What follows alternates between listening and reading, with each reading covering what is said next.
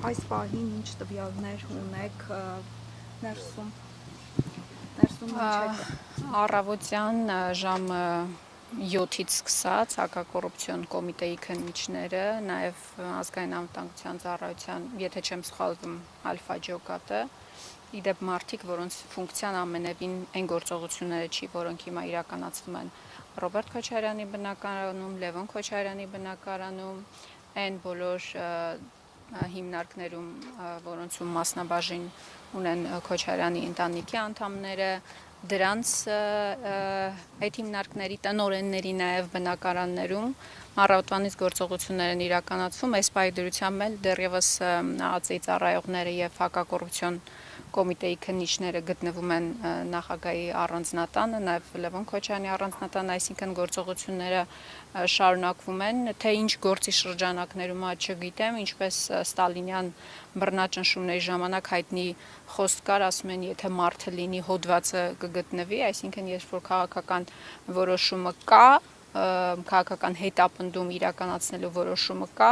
հոդվածը միանշանակ կգտնվի, անակնկալ չի, սպասելի էր երեկվա հարցուպատասխանից հետո Լևոն Քոչարյանի եւ Նիկոլ Փաշինյանի անմիջապես արձանագրում են կարել, որ իրականացվելու են գործողություններ, որևէ նորություն այստեղ չկա եւ ձեր աչքի առաջ հանրության առջեւ Իլուր Աշխարհի Նիկոլ Փաշինյան ազգային ժողովի ամբիոնից ուղիղ ցուցումներ էր տալիս ուժային եւ իրավապահ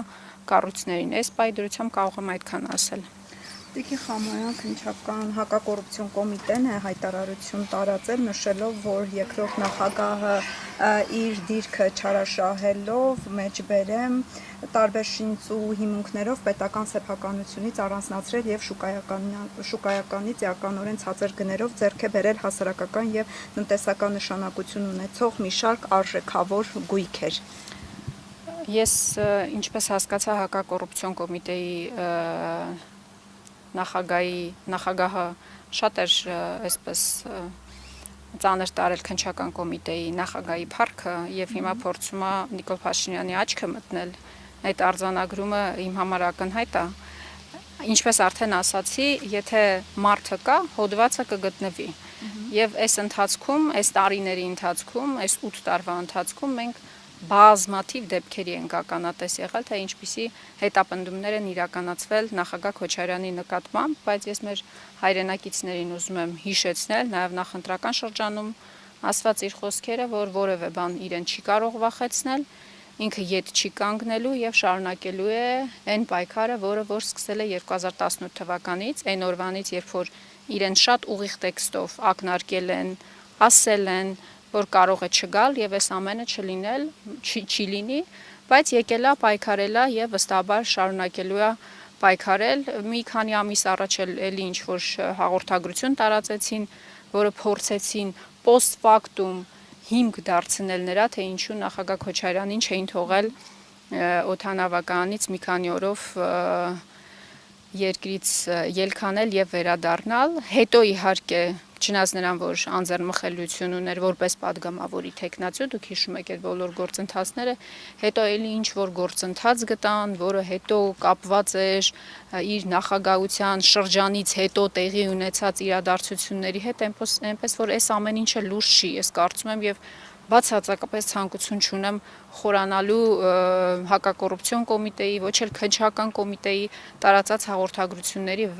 մեջ շատ պարզ տեքստով երեք Նիկոլ Փաշինյանը ազգային ժողովի ամբիոնից ուղիղ տեքստով հրահանգել է ուժային կառույցներին, իրավապահ կառույցներին գործողություններ իրականացնել Քոչարյան ընտանիքի նկատմամբ ուղիղ տեքստով, այսինքն այստեղ որևէ այլ մեկնաբանություն, որևէ բացահայտում, որևէ վերլուծության անհրաժեշտություն ես չեմ տեսնում եւ մեր հասարակությունն էլ չի տեսնում, բայց ես կարծում եմ, որ գիտեք,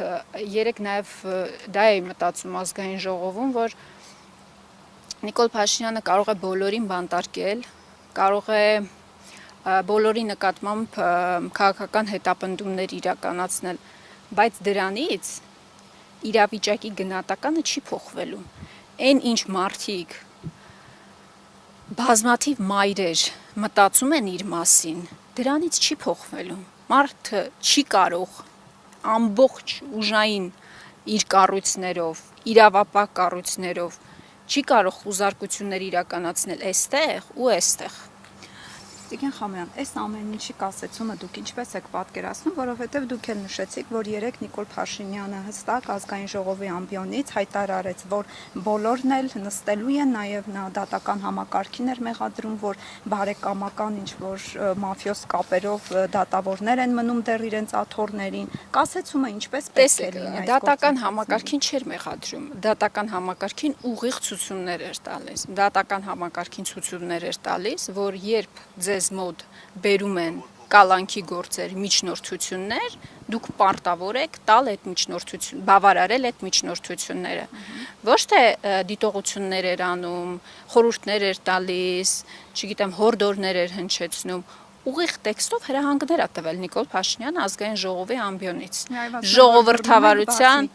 Ժողովրդավարության բաստիոնում ինչպես իրենք են հռչակել։ Սրանից Նիկոլ Փաշինյանը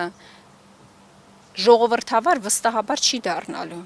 եւ բոլոր նաեւ միջազգային կառույցները պետք է հետեւություններ անեն։ Ի վերջո քաղաքական բռնաճնշումը ինչի մասին է, կան հստակ պարզ բանաձևեր եւ ձևակերպումներ։ Եթե կա ընտրովի մոտեցում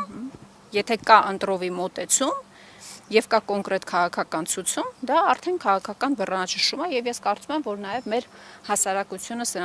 սրանից պետք է հետեւություններ անի, բայց միայն Քոչարյան ընտանիքը չի այս տարիների ընթացքում բռնաճնշումների ենթարկում։ Ընդամենը 1 ամիս առաջ դուք հիշում եք, թե Գայք Ծառուկյանի նկատմամբ ինչպիսի գործողություններ իրականացվեցին։ Առհասարակ Հայաստանի Հանրապետությունում նախագահից սկսած մինչև ձմերուկ վաճառող ենթարկվում է քաղաքական հետապնդման միայն նրա համար, որ իր անհամաձայնությունն է հայտնում այն գործողությունների նկատմամբ, որ իրականացնում է Նիկոլ Փաշինյանը Իլհամ Ալիևի ուղիղ ցուցումներով, սահմանադրություն փոխելով,